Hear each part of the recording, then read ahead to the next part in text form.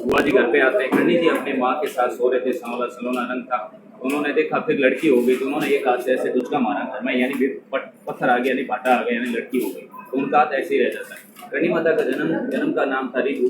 करणी माता की 6 साल की उम्र थी तो करणी माता की माँ ने कहा था रितु तो बुआ से चुटकी मार ले।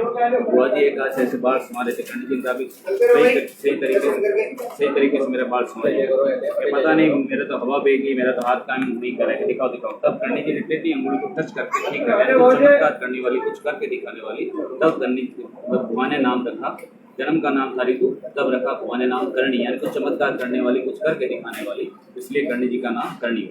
करणी जी शुरू से ही ब्रह्मचारी का पालन करते ही थे। देवी थे, अपनी आराध्य देवी की पूजा करते थे और अपने पिताजी के साथ घर के कामों में व्यस्त रहते थे। उनका गाय भी चराते थे और उन्होंने उनका बहुत सारे चमत्कार किए थे। सेकंड चमत्कार ये था कि उनके पिताजी कई बार मवेशी चराने के गए और हवा खेतों में उनके नेहा जी को सांप ने काट लिया और नेहा जी के वहीं सर्वदर्श से उनकी मृत्यु हो जाती है। तो आसपास के लोगों के द्वारा उनके पार्थिव शरीर को उनके घर पे लेकर आंगन में लाकर लेटा दिया जाता है। आंगन में लेटा देने के बाद जब वहाँ उनके सारे परिवार वाले रो रहे थे, तब करणी माता ने वो होला सुना और अपने पिताजी के पास आई, जहाँ से सांप ने काटा था, ऐसे स्पर्श करके बाबा जी खड़े हो जाए, उनको जीवन दान दे दिया। तो ये सब चमत्कार देखकर मतलब देवी करणी जी से मिलना है तो करणी तो मैं ही हूँ कि मुझे भी आपने मुझे भाई का दर्जा दिया, विजय का आशीर्वाद दीजिए। करणी जी का बड़ी दूर से हो, थके हो, गले वाली नाश्ता खाना खा लो। तब सारी आर्मी बैठ के आधा रोटी सबको परोसने की, वो रोटी खत्म नहीं हुई। ये सब चमत्कार देखकर राव शेखर आश्चर्यचकित हो गया, करणी जी के चरणों में गिर गया, भी मुझे अमरत्व का वरदान दो। ये तो करणी जी ने कहा, फिर भी वो नहीं माना, ज़्यादा हट करने लगा, भी मुझे अमरत्व का वरदान दो। तब करणी जी ने कुछ ऐसी चीज़ें बताई, उन चीज़ों का 5 चीज़ें 7 ऐसी चीज़ें बताई, उन चीज़ों का सहयोग होगा, साथ होगा, तभी तुम्हारी मृत्यु होगी, बाकी कभी तुम्हारी मृत्यु नहीं होगी। तो उसमें से 2 सैनिकों ने दही नहीं खाया था। जब भी हम शुभ कार्य मंगल कार्य के लिए सैनिक होते हैं, दही का सुकून लेके जाते हैं। इसलिए राव शेखा ने बहुत सारे राव शेखा पर करणी जी का बहुत बड़ा आशीर्वाद रहा और राव शेखा के लिए करणी जी ने जहाँ भी किसी प्रकार की तकलीफ हुई तो करणी जी ने उसकी रक्षा की। तो ये सब सारे चमत्कार करणी जी बहुत सारे करते थे। करणी जी की उम्र बड़ी होने लगी, करीबन 25-26 साल की हो गई, तो उनके माता पिता चिंतित होने लगे भी घर में लड़की कुंवारी है। सामाजिक रीति रिवाज देखते हुए उनके लिए लड़का ढूंढना चाहा, तो लड़का नहीं मिला, माता पिता ज़्यादा चिंतित होने लगे। तब करणी जी से रहा नहीं गया, करणी जी ने अपनी सहेली के द्वारा कह रहे कि साठी का गाँव के केड़ू जी के बेटे हैं जो शिव भगवान के इंसान होता है, उनके घर नारायण शगुन ले जाओ। नारायण शगुन ले जाया गया, तत्पश्चात रिश्ता तय हो गया। रिश्ता तय होने के पश्चात देपा जी की बारात रवाना हो गई और देपा जी के संग करणी जी का शुभ विवाह संपन्न हो गया। विवाह संपन्न होने के पश्चात करणी जी की विदाई होती है। तो विदाई होने के पश्चात करणी जी अपने पिताजी ने अपने हट करके अपने दहेज में 400 गायें और 200-300 ऊँटनी दहेज में ले लेते हैं। पुराने जमाने में डोली प्रथा थी, डोली के द्वारा विदाई हो जाती है।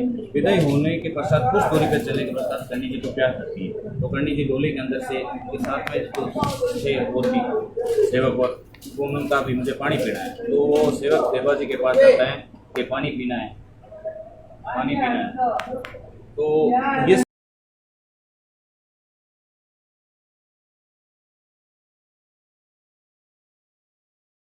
सब चमत्कार उनके देपा जी के मन में थोड़ा भ्रम था कि पानी के बहाने में अपनी पत्नी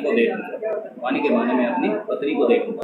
तो जैसे ही पात्र पानी का लेके बिना कुछ एक्शन के जैसे डोली का पर्दा हटाया तो करणी माता ने डोली का रूप दिखाया, घबरा गई, फिर अपना भौतिक रूप दिखाया कि मैं तो मानव कल्याण और जन कल्याण के लिए अतीत हुई।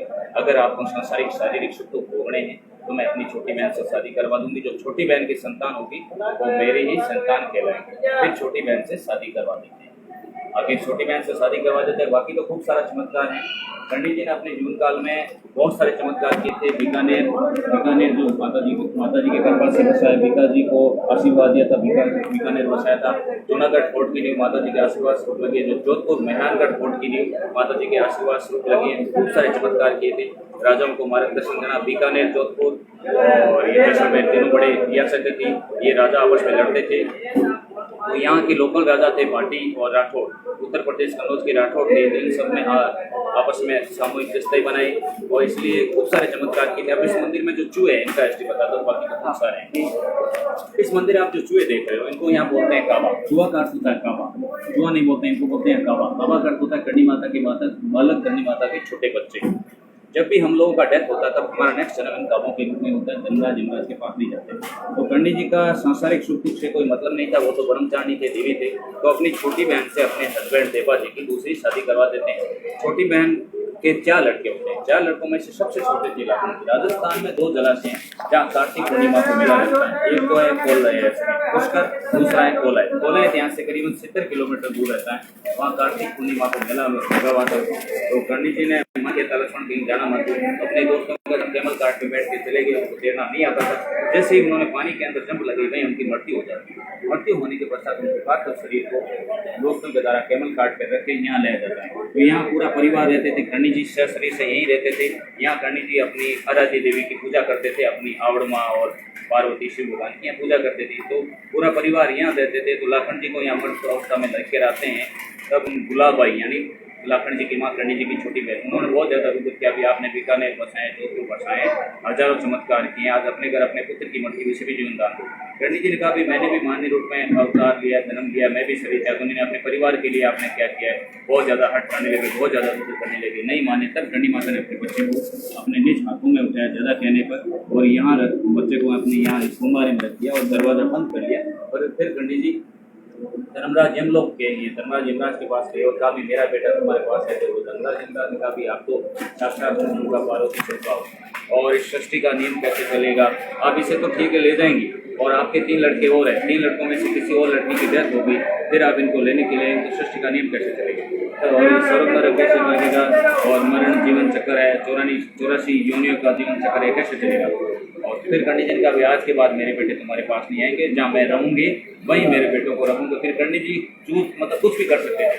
तो कर्णी जी ने सिर्फ चूहे की आकृति को चुना, सिर्फ चूहे की आकृति है, इनको यहाँ बोलते हैं काबे, बाकी सब एक्टिविटीज इनकी डिफरेंट है। फिर कर्णी जी ने यहाँ कुछ काबे बना दिए थे। प्रेजेंट टाइम में कर्णी जी के छोटी बहन, कर्णी जी के पति का नाम था देपो जी, और छोटी बहन के 4 लड़के हैं उनका, जिनका अभी वर्तमान में हमारा देपौत परिवार है, इसलिए हमारी जाति चारण है। कर्णी जी के पति का नाम था देपोत, इसलिए हम देपौत लगाते हैं। तो देपौत परिवार की करीबन 5000 जनसंख्या है। 5000 देपौत परिवार में से हमें से किसी व्यक्ति की डेथ होती है तब हमारा नेक्स्ट रीबोर्न इन काबों के रूप में होता है। और हम जैसे अच्छे कर्म करते हैं, जैसे मैं अगर मैंने अपने जीवन काल में अच्छे कर्म किए, मेरी डेथ हो जाती है तो मैं माता जी के मंदिर में ही रहूँगा, निज मंदिर में, और बुरे कर्म किए तो बाहर है। इसी मंदिर परिसर में जैसे हम स्वर्ग और नरक इसी मंदिर में, जैसे हम कर्म करते हैं वैसे हमें इसी मंदिर में स्वर्ग और नरक हो जाता है, मिलता है। और यहाँ देखो आप सामान्यतः हम आप अपने घर में एक चूहे को पालते हैं, उसको खाना खिलाते हैं तो कितना फैट हो जाता है। यहाँ कोई फैट नहीं है, कितना भी खाना खिला दो कोई फैट नहीं है। जहाँ साइंस के अनुसार इनकी जन्म दर चूहों की लाखों की तादाद हो जाती है, और वो नहीं है, सब चमत्कार है। अब हमारे घर में एक चूहा मर जाता है, कितनी बदबू होती है, कितनी डिजीज होती है। यहाँ कुछ नहीं है, कोई कुछ भी नहीं होता है। इनके सबके साइज बराबर हैं। जो हमें खाना मिलता है उससे बेस्ट इनको खाना मिलता है। और इनके लिए मंदिर की तरफ से अंकुरित धान है, बाजरा, मोट, चना, सब मिठाइयाँ लोग डालते हैं जिनकी मन्नतें पूर्ण होती है। और व्हाइट काबा जो हमारे में से अच्छा कर्म करता है वो व्हाइट काबा पूरे मंदिर में। व्हाइट काबा 8-9 है, 7-8 हैं, वो घूमते रहते हैं पूरे मंदिर में। उसे देखना अच्छा माना जाता है। लोग माता जी का भी स्वरूप मानते हैं लेकिन देखना अच्छा माना जाता है। और आज तक साइंस के अनुसार मतलब इतने काबे हो जाते हैं कि अनकाउंटेड हो जाते हैं। एक्सीडेंटली अगर काबा पैर के नीचे आकर मर जाता है तो यहाँ चांदी का चढ़ना पड़ता है। और काबों की डेथ होती है तो हमारा शमशान है, वहाँ इनको दफना दिया जाता है। और हजारों की तादाद में रहते हैं, किसी प्रकार की कोई डिजीज नहीं है, कोई महामारी नहीं है, क्योंकि ये परिवार है हमारा। और दूसरा, जब भी हम लोग बीमार होते हैं माता जी के दर्शन करने के पश्चात आराम से दर्शन करने के पश्चात ये जो काबा पानी पीते हैं, ये जो मिठाई हम खाते हैं, जो काबा पानी पीते हैं, इसको चंडा मत के स्वरूप हम पीते हैं। किसी प्रकार की डिजीज नहीं होती, किसी प्रकार की महामारी नहीं होती। और मतलब जितने भी शरीर में कोई भी किसी प्रकार के रोग है, पेट संबंधी बीमारियाँ हैं, वो ठीक हो जाती हैं। जय माता।